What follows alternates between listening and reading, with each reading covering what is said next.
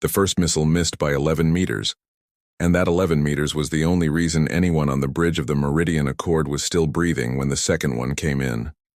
Captain Elena Voss felt the deck buck under her boots and grabbed the edge of the command rail before she could go down.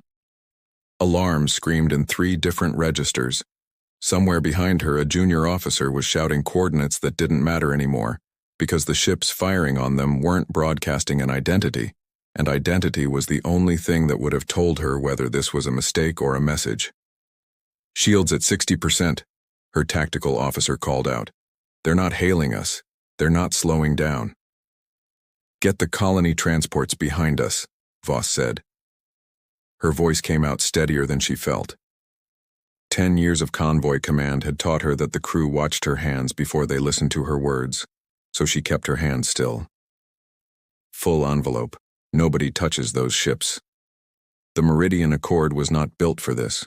It was built for paperwork, for carrying medicine and settlers and a diplomat with soft hands across a stretch of space that was supposed to be neutral.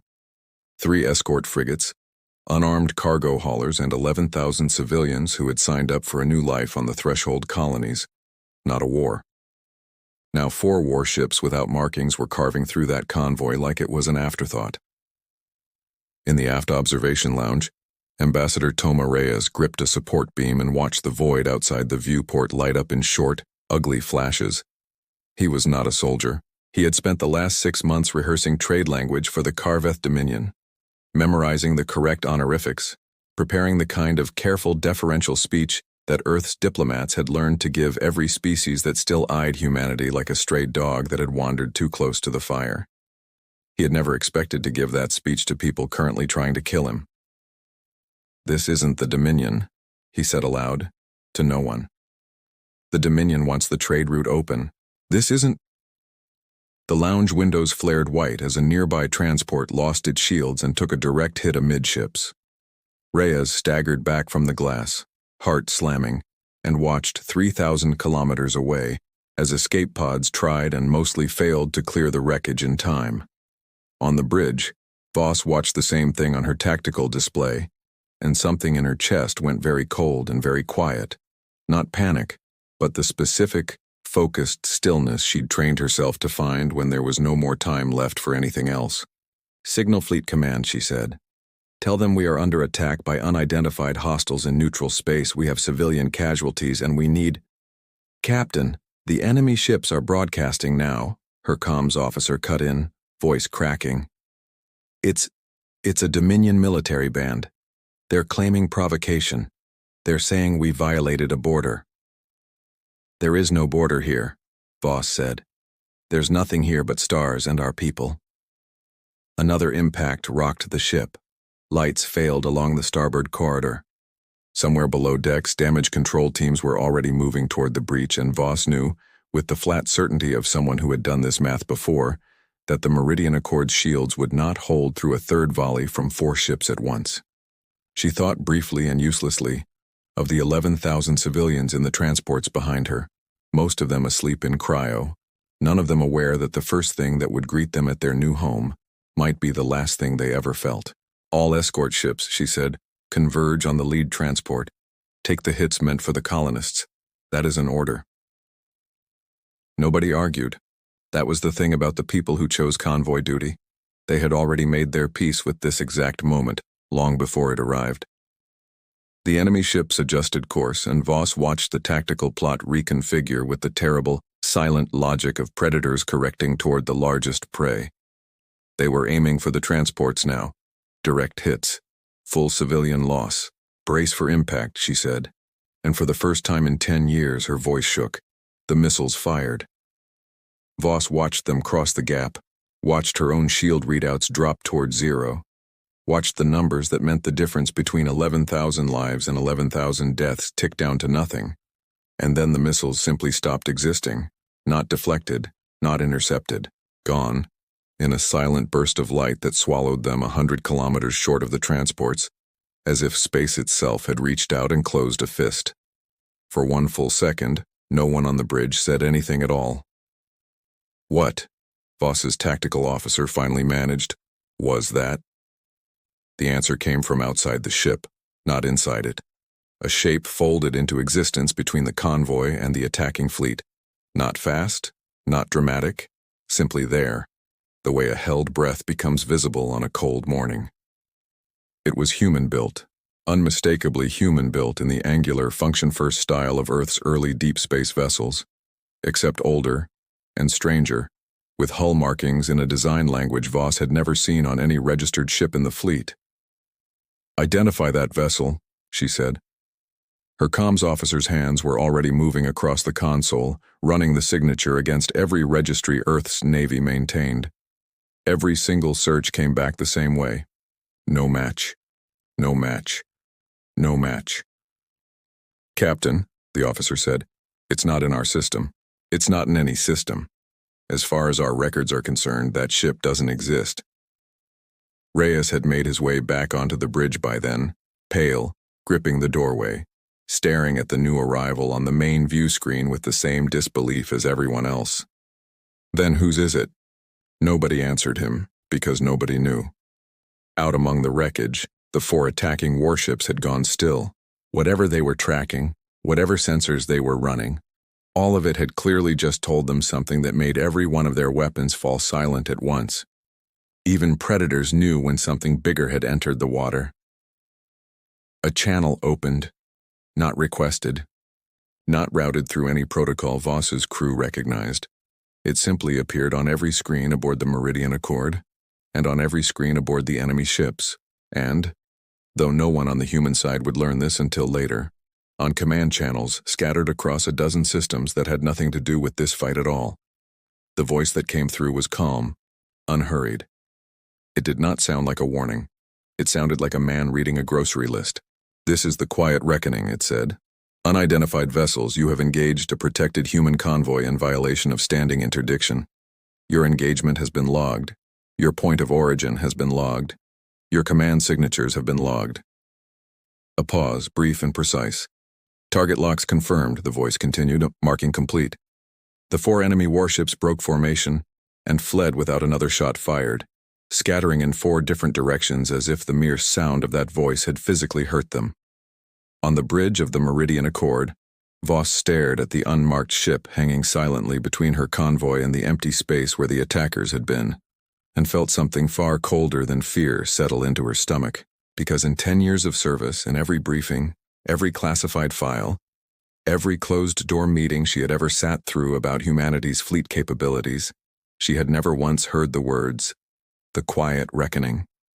And somewhere behind her, unnoticed in the chaos, her comms officer's screen flickered once, just once, with a data packet that hadn't come from any transmission source on record, addressed to no one, signed by nothing except 3 words that would haunt every person on that bridge for the rest of their lives.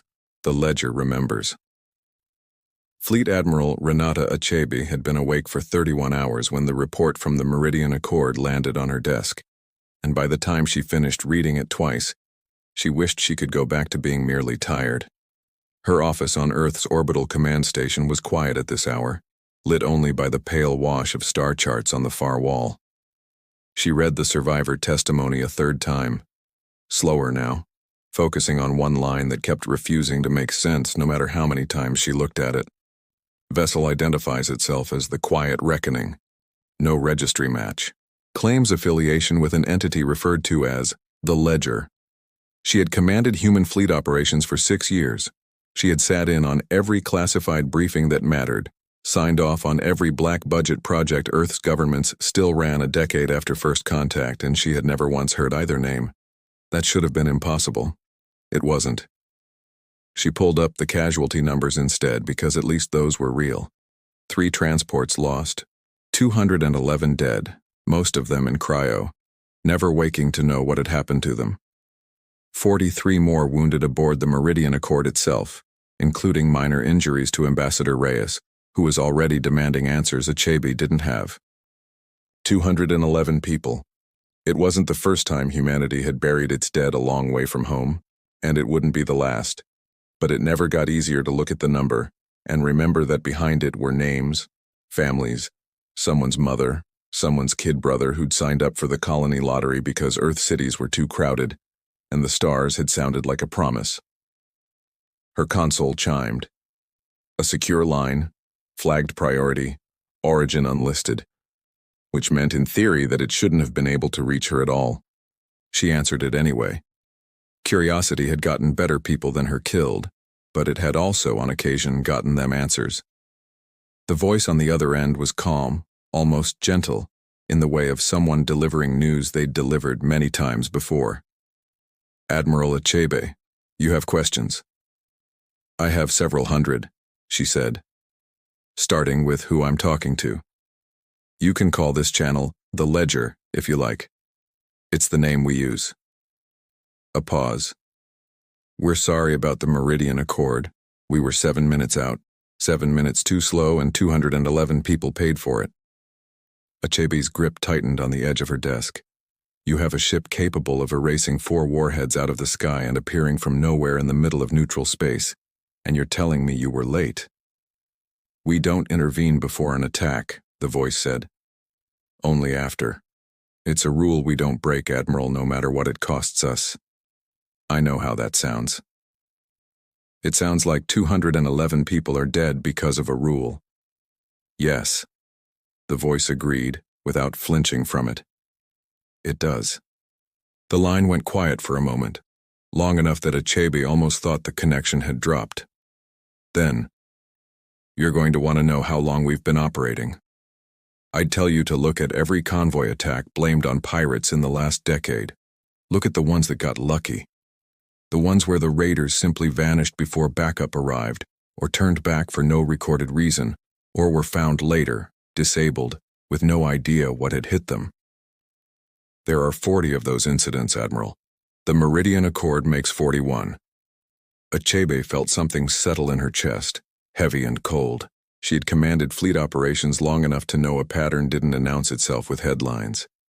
It hid in the footnotes, in the incidents everyone filed under resolved and never looked at twice.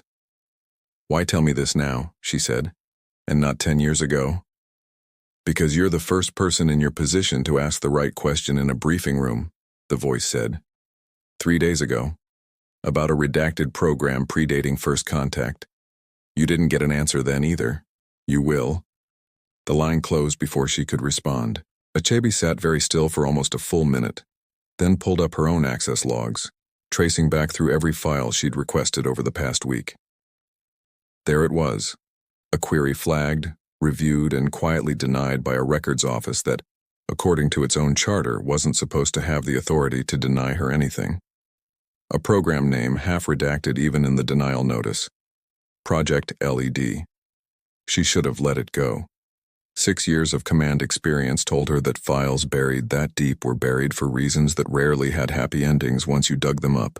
She opened her terminal and requested the file again, this time routing the query through channels that weren't meant to be traceable back to her office. It took 4 hours. She spent them reviewing the Meridian Accord's combat logs frame by frame, watching the moment the missiles vanished over and over, trying to understand a weapon signature that didn't match anything in Earth's arsenal, anything in any Allied arsenal, anything at all. When the file finally opened, it wasn't what she expected. It was worse, because it was almost entirely blank. Page after page of black bars, redacted so completely that only fragments survived. A date 22 years before official first contact. A deep space research outpost, name withheld. A casualty list with every name struck through except a single surviving designation. Subject 4, transferred, status sealed. And beneath it, one line that hadn't been redacted at all, as if whoever buried this file had wanted, on some level, for someone to eventually find it. Recommend permanent classification. The public cannot know what happened to them before we knew how to answer for it. Achbe stared at the screen, her pulse loud in her own ears. Before first contact. Before humanity had ever officially met another species. Something had happened to an outpost no one had ever heard of. Something bad enough that Earth's own governments had scrubbed it from history rather than explain it. And whatever it was, it seemed to be the seed from which the Ledger, and the quiet reckoning, and 41 years of quiet, unseen intervention had grown. Her hand hovered over the console, ready to keep digging, when the screen in front of her flickered and went dark on its own. Every window closed. Every file gone. For one heart-stopping second, she thought she'd triggered some kind of security lockout. And then a single line of text appeared, slow, deliberate, like someone typing by hand rather than transmitting. You weren't supposed to need us yet, but you called, so we're already moving. The ledger. Achbe sat frozen, staring at the words, and somewhere deep beneath the calm, practiced composure of a fleet admiral, a much younger, much more frightened part of her understood, for the first time, that she had spent 6 years commanding a fleet she did not actually command the whole of, and that whatever the ledger truly was, it had just told her, without saying it outright, that it was already coming for whoever had ordered the strike on the Meridian Accord. She reached for her comm to warn someone, Voss, Reyes, anyone, and found, with a chill that had nothing to do with the station's climate controls, that every outbound channel on her console had already been rerouted, quietly, efficiently, to a destination she didn't recognize and couldn't cancel. Somewhere out past the edge of charted space, something was already moving, and Achbe understood too late that she had no way left to stop it, and no idea yet whether she wanted to. 8 years ago, Cade Bashara had died in the official record, and he had spent every day since then trying to decide whether the people who wrote that report had been lying or simply hoping. He remembered the moment clearly, the way he remembered most things clearly now. A burning insertion pod, a mission that didn't exist even to the handful of officers who'd approved it, and a recruiter's voice telling him, as he lay bleeding on a stretcher aboard a ship with no name stenciled on its hull, that his country had a use for a man who was already dead. He had said yes. He had been saying yes to that ship, that mission, and that voice ever since. Now he stood on the bridge of the quiet reckoning, watching a live feed of the Meridian Accord drifting under repair in high orbit, and felt the old, familiar weight settle back onto his shoulders. The weight of having arrived 7 minutes too late again, and having to live with the math of what those minutes had cost. 211, said the woman beside him without looking up from her console. Her name was Priya Okonjo-Iweala, the Quiet Reckoning's systems officer and the only person aboard who talked to Bashara like he was still capable of a bad mood. You're doing the thing again. What thing?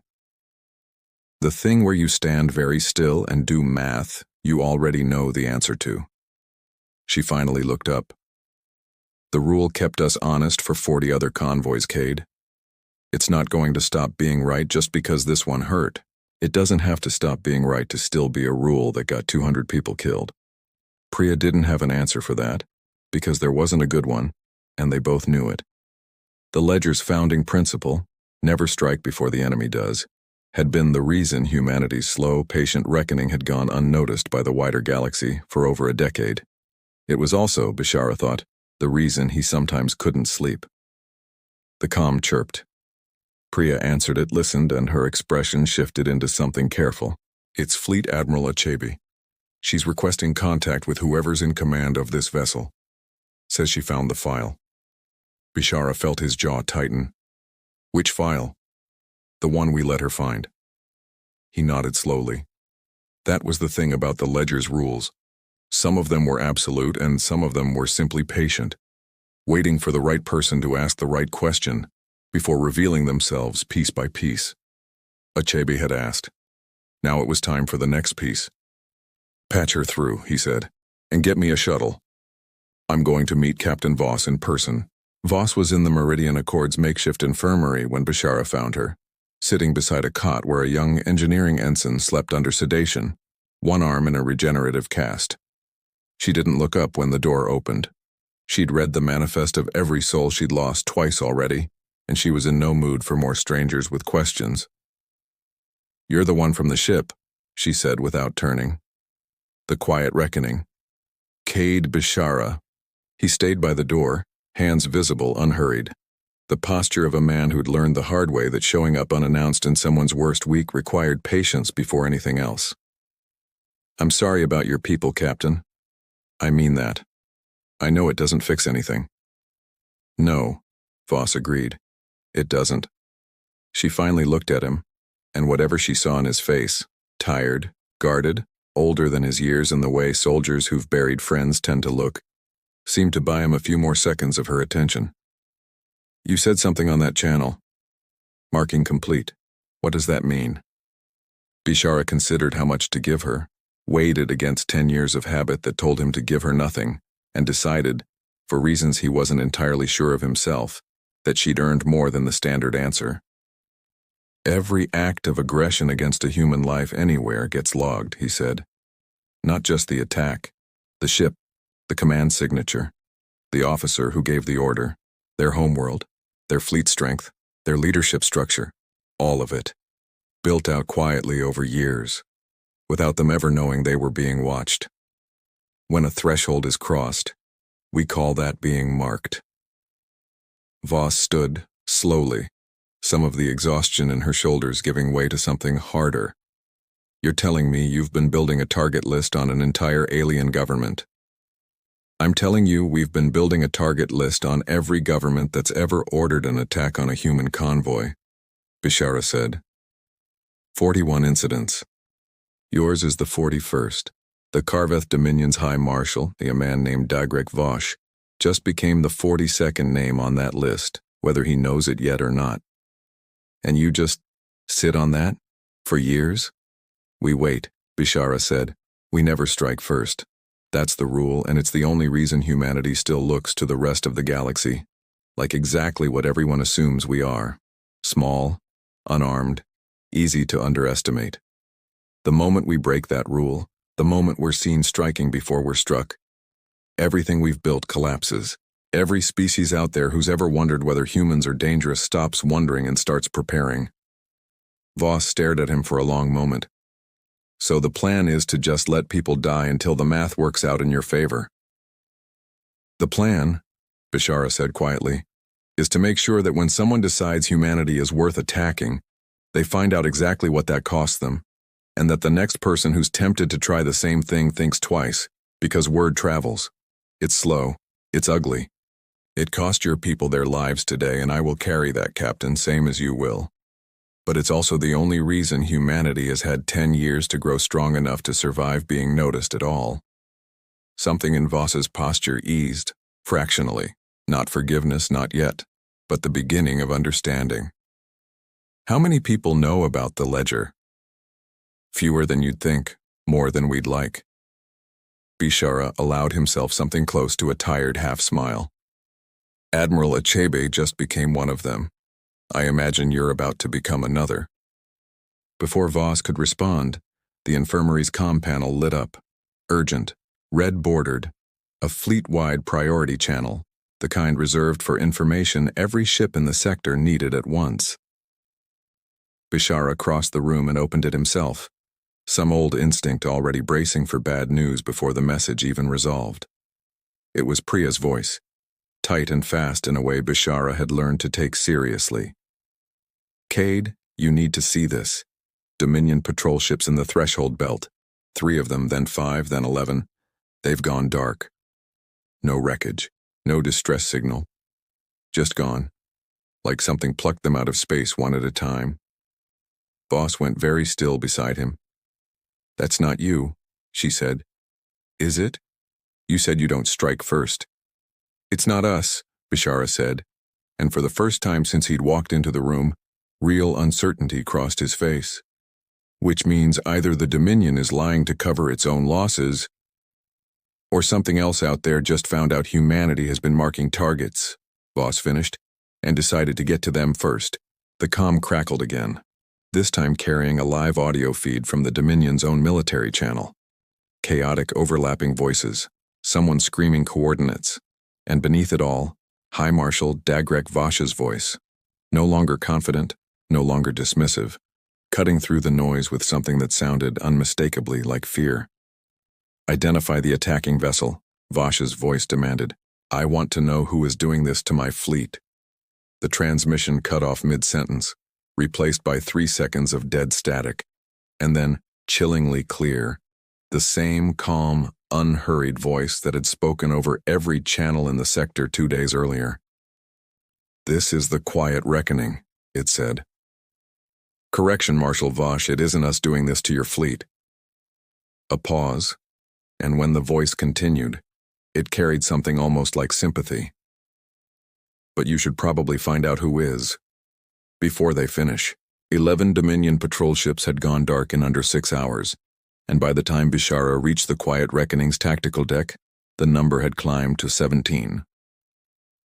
"Talk to me," he said, dropping into the chair beside Priya's station. "Who's doing this?" "That's the thing." She pulled up a tactical overlay, red markers scattered across the threshold belt like a wound, spreading outward. "It's not one attacker. It's coordinated fast, and it's hitting exactly the ships we've had flagged in the Dominion's aggressive fringe factions. The same units responsible for at least 6 of the 41 marked incidents." She looked up at him. "Cade, whoever's doing this has our list." Bashara felt his stomach drop. "That's not possible.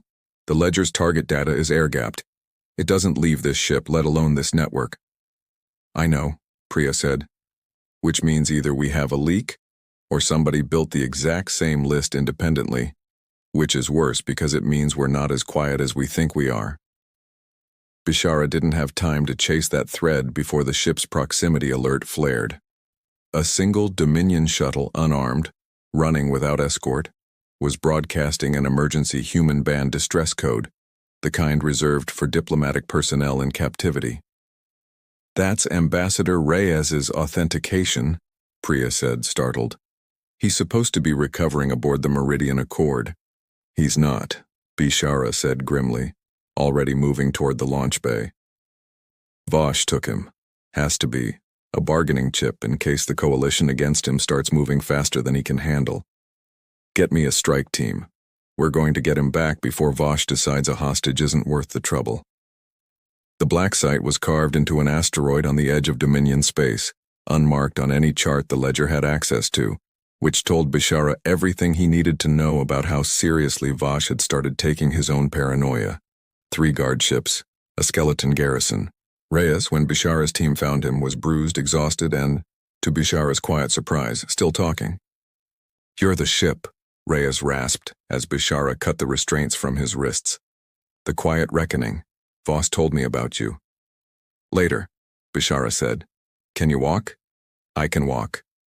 Reyes got to his feet, unsteady but determined, and something in his voice sharpened despite the exhaustion. "Bashara, Voss interrogated me himself. He kept asking the same question over and over. He wanted to know who's attacking his fleet. He thinks it's us. He thinks humanity finally decided to stop hiding. It's not us." "He doesn't believe that," Reyes said. "And honestly, neither do I anymore. Because whoever's doing it isn't just hitting his fringe factions. They're hitting precisely the ships that attacked human convoys. Everyone. That's not coincidence, Bashara. That's a list." Bashara said nothing, because there was nothing to say that wouldn't raise more questions than it answered, and he needed Reyes moving, not talking. They made it back to the shuttle with the garrison scrambling too late behind them, and it wasn't until they were clear of the asteroid's gravity well that Bashara allowed himself to think about what Reyes had said. A list. Not the Ledger's list. Priya was right. It never left the ship. But a list all the same. Curated with the same precision, aimed at the same targets, executed with a ruthlessness the Ledger itself had spent a decade specifically avoiding. He calmed Priya the moment they docked. "Run something for me. Cross-reference every marked incident from our records against the ships that have gone dark in the last 6 hours." It took her 4 minutes. When she came back, her voice had lost its usual dry edge. "Cade, it's not a partial match, it's a complete one. Every single ship that's gone dark tonight is on our list, not the Dominion's broader fleet. Our 41 incidents exactly, no more, no less." Bashara sat with that for a long moment, the pieces sliding into a shape he didn't want to see yet fully understood. "There's more than one of us." "What?" "The Ledger isn't one ship, Priya. It never was. You know that. I know that. But I think we just found out it's not one organization either." He closed his eyes briefly. "Somebody else built the same reckoning we did, maybe from the same source, and they don't share our rule about waiting. Word of the vanishing fleet spread fast, and not just through Dominion channels. Within a day, half the Assembly's member species were watching the threshold belt, with the specific uneasy attention usually reserved for a fire that hadn't decided yet which direction it wanted to spread. Species that had spent a decade treating humanity as a curiosity, tolerated, occasionally useful, never quite taken seriously, found themselves recalculating in real time. Voss watched the shift happen from the Meridian Accord's restored bridge. Reviewing diplomatic chatter Reyes had started routing to her the moment he was cleared to work again. "They're afraid of us now," she said, half to herself. "Not respectful. Afraid. There's a difference," Bashara agreed, standing beside her.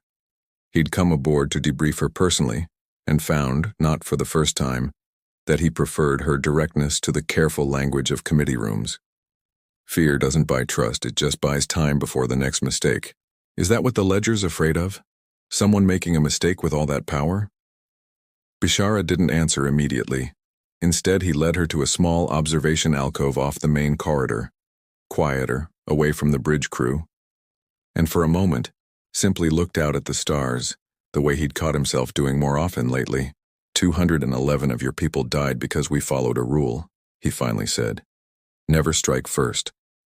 I've spent 8 years believing that rule was the only thing keeping humanity from becoming exactly what half the galaxy already fears we might be, something that hits first and asks questions never.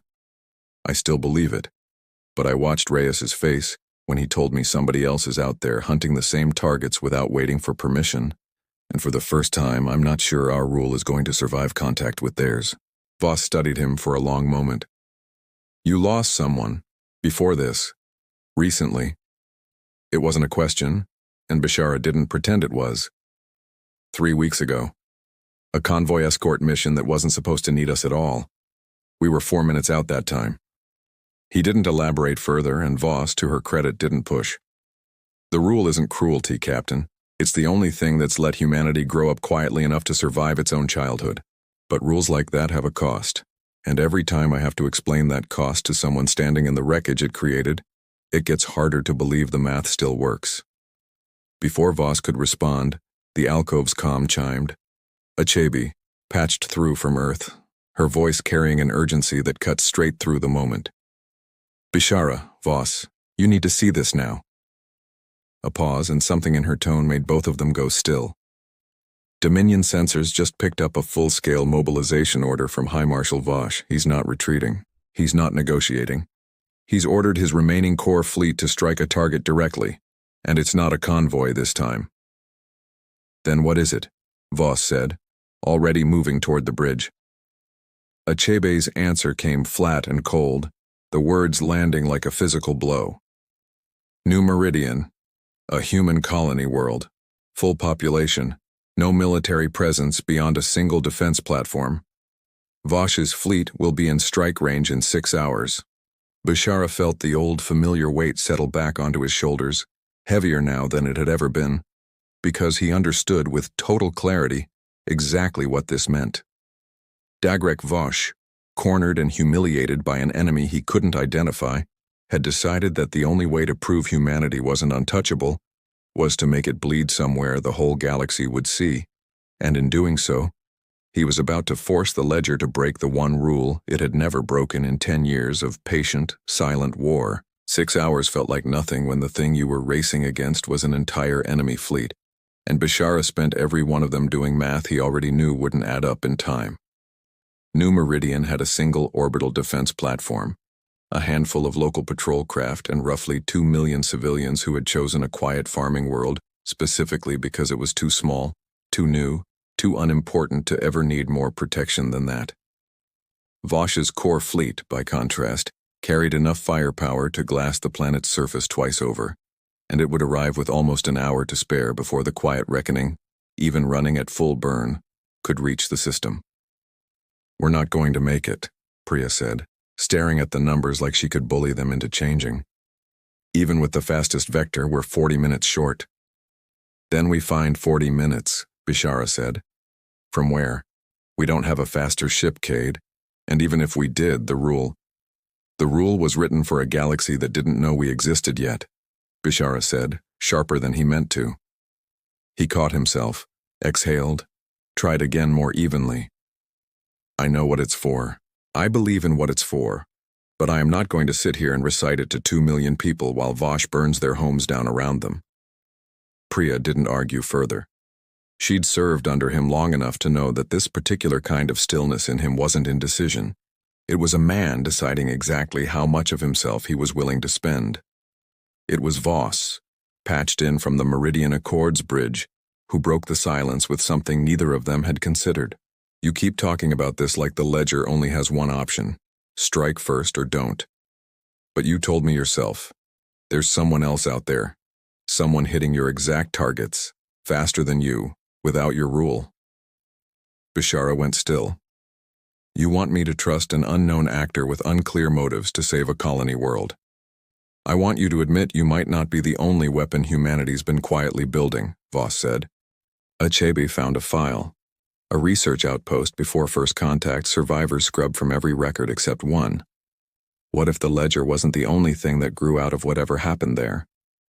Bashara opened his mouth to argue, and stopped, because the shape of what she was suggesting had just collided with something Achbe had told him hours earlier, and he hadn't let himself examine closely enough.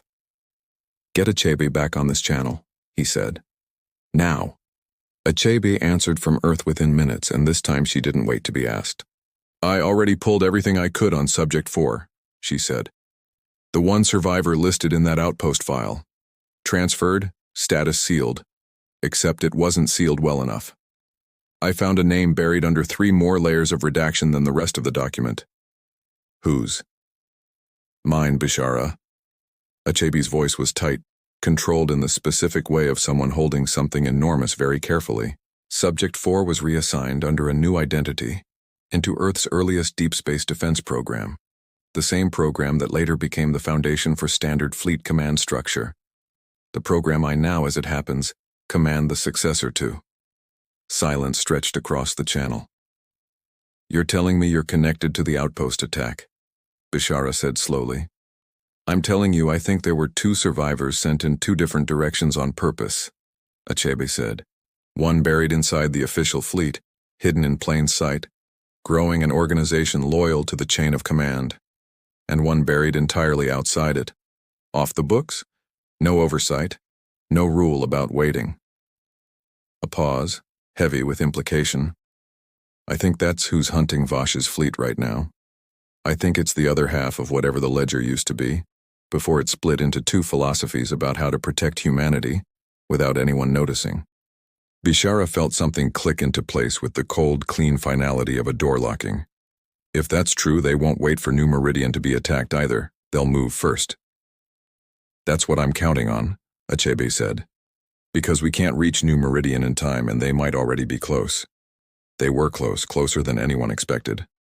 40 minutes before Voss's fleet reached New Meridian, sensors aboard the colony's lone defense platform picked up a contact vector no one could explain. Not from the direction of the Dominion fleet, but from deep space entirely. A scattering of small, fast, heavily armed vessels that matched no registry humanity or the Dominion had on file. They didn't broadcast an identity. They didn't request contact. They simply positioned themselves silently, directly between New Meridian and the incoming Dominion strike force, and waited. Voss, watching his own tactical display from the bridge of his flagship, felt something he hadn't allowed himself to feel in years. The specific bone-deep dread of a man who has just realized the trap he thought he was setting has already closed around him instead. Identify those vessels, he snapped. His tactical officer's hands shook over the console. Marshal, they're not responding to hails. Configuration doesn't match ledger assets from any prior engagement. Sir, they're already locked onto every ship in our formation. Voss had ordered the strike on New Meridian believing he could force humanity's hand, bait the ledger's precious rule into breaking, prove to the wider galaxy that human restraint was a performance and nothing more. He had not planned for the possibility that humanity might have a second, colder answer waiting in the dark, one with no rule to break at all. Hold position, he said, hearing the tremor in his own voice and hating it. Do not fire, do not. The unidentified fleet fired first. It was over in under 90 seconds. Precise, overwhelming, almost surgical.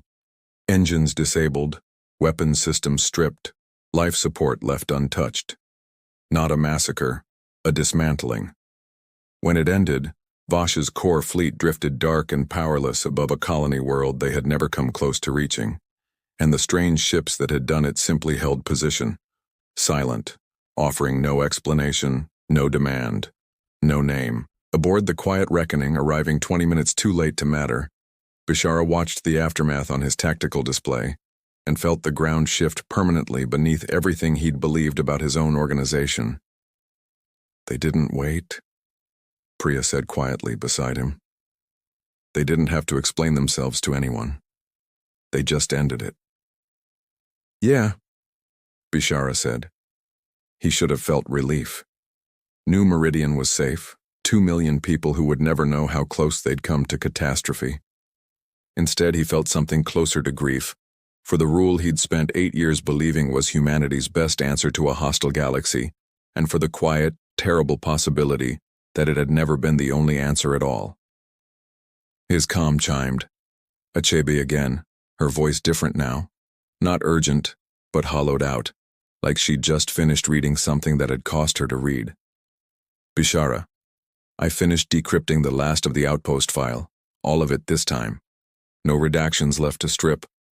A long breath, ragged at the edges. I know who founded the ledger, and I know who founded the fleet that just saved New Meridian. Tell me. They're the same person, Achbe said. There was never a split, Cade. There was never two philosophies. There was one survivor, one plan, built in two halves on purpose, one visible enough to be trusted, one hidden enough to never need permission. And she's been running both of them, side by side, for 22 years, waiting for the exact moment humanity would need to see both faces at once. Bashara felt the deck seem to tilt beneath him, though the ship hadn't moved at all. Where is she? Achbe's answer came quiet, almost reverent, carrying the weight of 22 years of buried history, finally surfacing all at once. She's already sent coordinates, Achbe said. She wants to meet you in person, Bashara. All of you.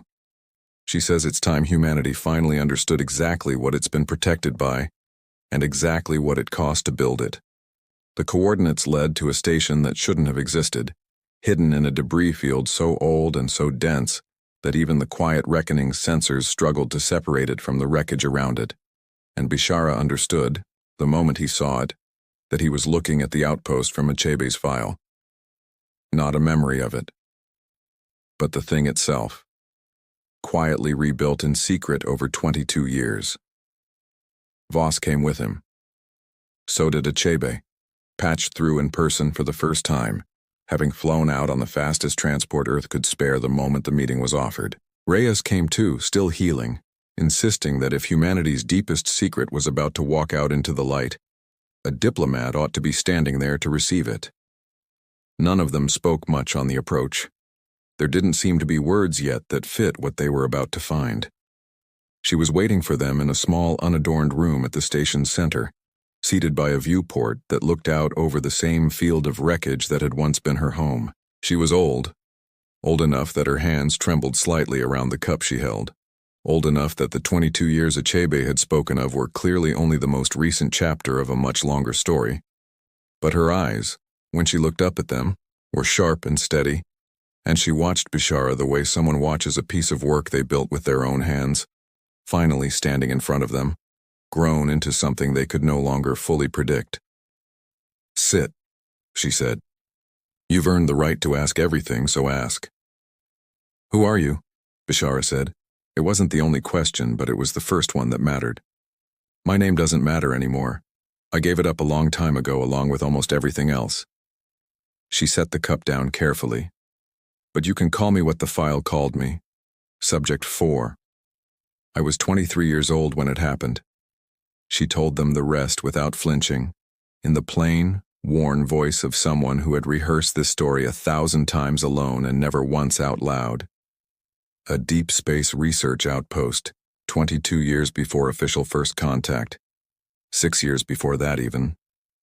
A survey team, a handful of families.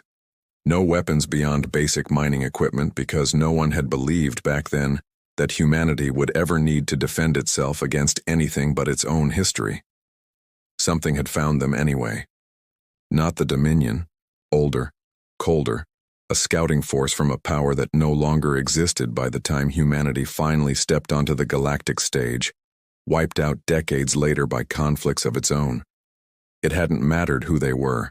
What mattered was what they'd done, methodically over 3 days, to an outpost of 41 people who had no way to call for help, and no one coming even if they had. 4 of us survived, she said. Not because we fought them off, because we hid, and because when it was over they simply left, the way you'd leave after finishing a task that bored you. Her hands tightened briefly around nothing. Earth's government found us eventually, debriefed us, and made a decision I understood then and still understand now, even though it cost me almost everything I had left. They buried it. Humanity wasn't ready to know what was out there. If the story got out, there would have been panic, or worse, someone brave and foolish enough to go looking for a fight. Humanity couldn't win yet. So they used you instead, Voss said quietly. They asked me, the old woman corrected gently but firmly. I said yes, because I understood something the committees arguing over my case didn't. I understood that the galaxy doesn't wait for you to be ready. It only waits for you to be interesting enough to notice. And I decided that when it noticed us again, I wanted humanity to be 2 things at once. Visible enough to be trusted, and hidden enough to never again be caught with nothing standing between us and people who saw 41 lives as an afternoon's diversion. 2 halves, Achbe said. The ledger, built inside the chain of command, and the other fleet, the one that saved New Meridian. Both mine, the old woman confirmed. Built over 22 years, separately, deliberately, so that neither one would ever be compromised by the other's failure. The ledger, you know, Bashara, follows the rule because the galaxy needed for a long time to believe humanity was patient, slow to anger, careful, restrained. It bought us a decade of being underestimated, and being underestimated is the safest thing a young species can be. She turned to look out at the wreckage beyond the viewport. But restraint without teeth is just a slower way of dying. So I built a second answer, one that doesn't wait, one that doesn't explain itself, one I hoped every day for 22 years would never have to be more than insurance. Until today, Bashara said. Until today, she agreed. Because Marshal Voss did something no one had done in 10 years. He forced us to choose between watching an entire colony world burn, or finally showing the galaxy that the quiet, patient version of humanity was never the only version that existed. She looked at each of them in turn, lingering longest on Bashara. I am sorry it had to be your convoy that started it, Captain Voss. I am sorry it had to be your people who died before we could reach you in time.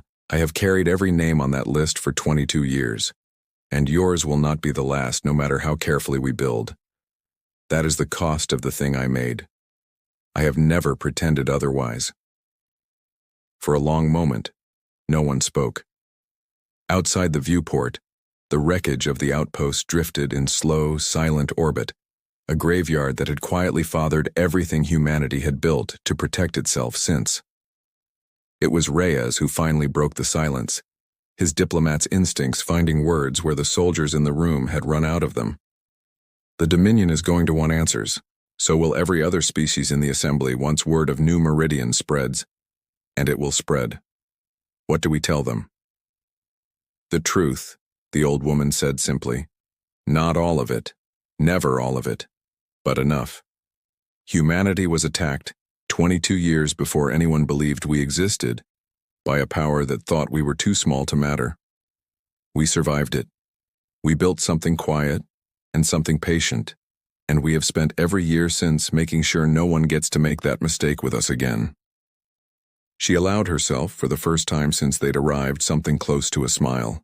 Let them be afraid, if that's what it takes to be careful. Let them be respectful, if they're wise enough to be more than afraid. Either way, they'll finally understand what they've been dealing with all along.